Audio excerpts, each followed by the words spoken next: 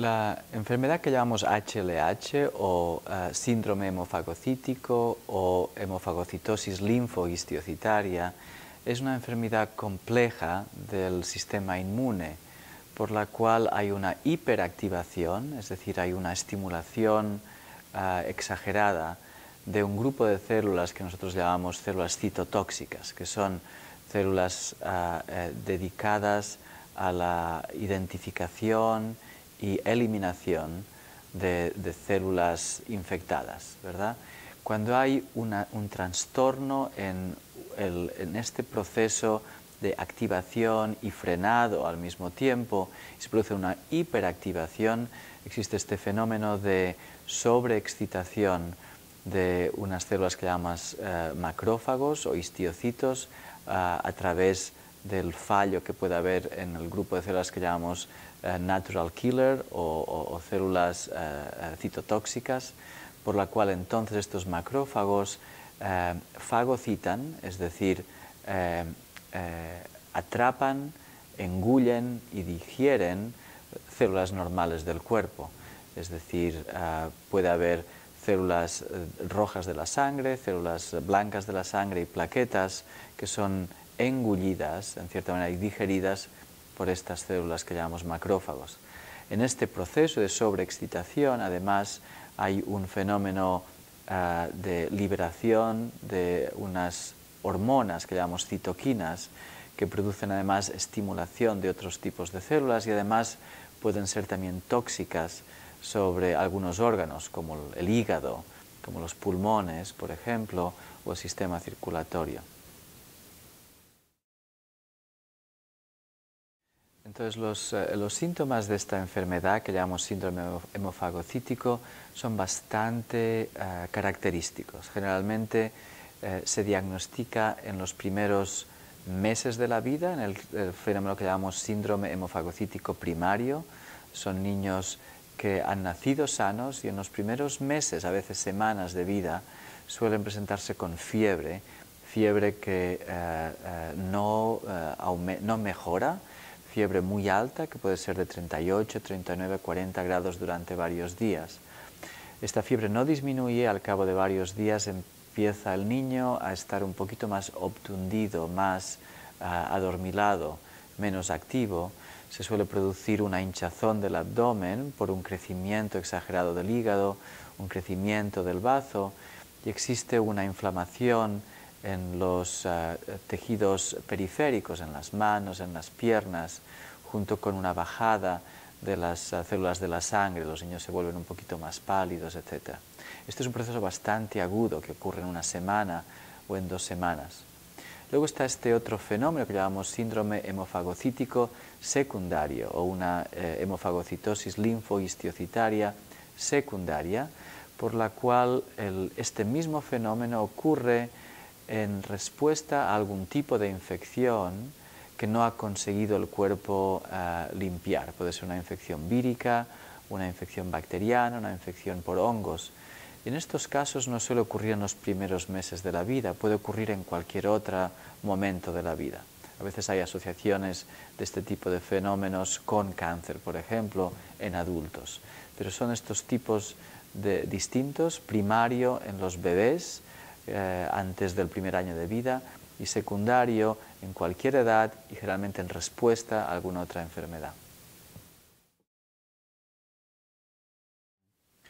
Entonces, los síndromes hemofagocíticos se diagnostican sobre todo por sospecha. Hay que tener una sospecha rápida para hacer un diagnóstico muy preciso y cuanto antes mejor. Cuando el paciente presenta una constelación de signos y síntomas consistentes con un síndrome hemofagocítico, hay que buscar rápidamente lo que llamamos nosotros los criterios que lo podrían confirmar. Y hay unos criterios que se utilizan que incluyen análisis de sangre, alteraciones clínicas que nosotros vemos, como la fiebre, por ejemplo, como la alteración del bazo, y luego unos análisis de sangre mucho más específicos que incluyen alteraciones genéticas de las células citotóxicas que nosotros podemos diagnosticar con tests muy especiales. Es decir, el diagnóstico es primero de sospecha, luego hay que cumplir unos criterios clínicos y luego esto se tiene que confirmar con unos laboratorios específicos que se hacen generalmente con análisis de sangre.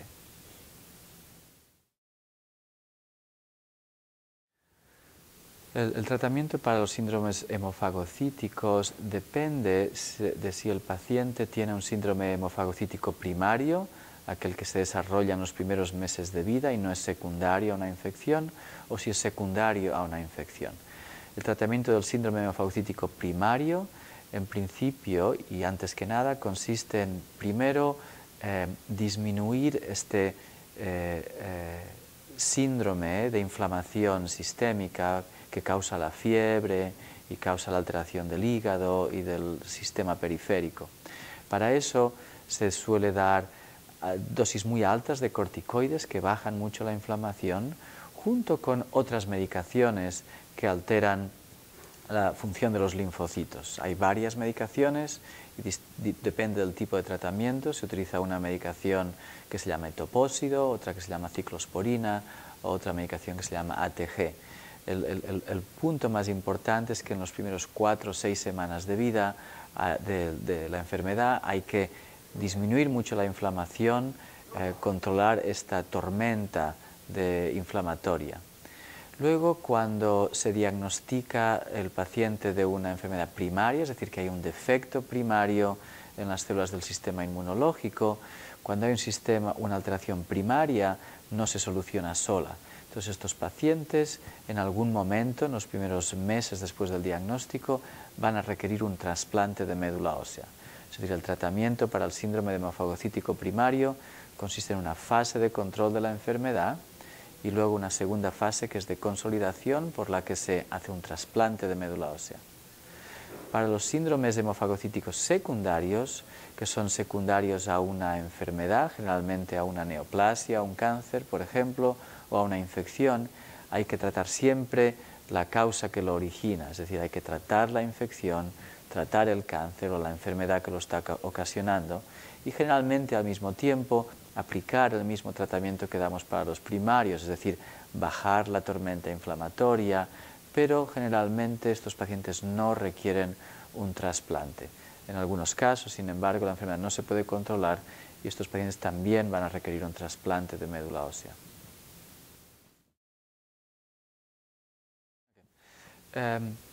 Generalmente los resultados del tratamiento de los síndromes hemofagocíticos, tanto primario como secundario, son bastante buenos. Conforme se pueda controlar el fenómeno inflamatorio inicial y luego el paciente con un síndrome primario consiga llegar en buenas condiciones a un trasplante, las posibilidades de curación son muy buenas, generalmente por encima del 70%, incluso del 80% de posibilidades de curación. Para el síndrome hemofagocítico secundario, el tratamiento y el resultado final también va a depender de lo que lo ha ocasionado. Por ejemplo, una infección, si se consigue controlar la infección, o de una neoplasia, si se consigue controlar la neoplasia. Pero los resultados también suelen ser muy buenos. En cualquier caso, hay que luego vigilar el resultado final del paciente, que puede ser complicado por los tratamientos que ha recibido. En este sentido, un trasplante de médula ósea puede dar lugar a alteraciones posteriores, ¿verdad? Hay toxicidades que se asocian al trasplante de médula ósea que pueden ser a corto plazo, como lo que llamamos la enfermedad del injerto contra huésped, que es una reacción inflamatoria del sistema inmune de la nueva médula que se ha implantado, o alteraciones pulmonares del hígado, de los riñones, que pueden desarrollarse más adelante. Pero en general el pronóstico es muy bueno.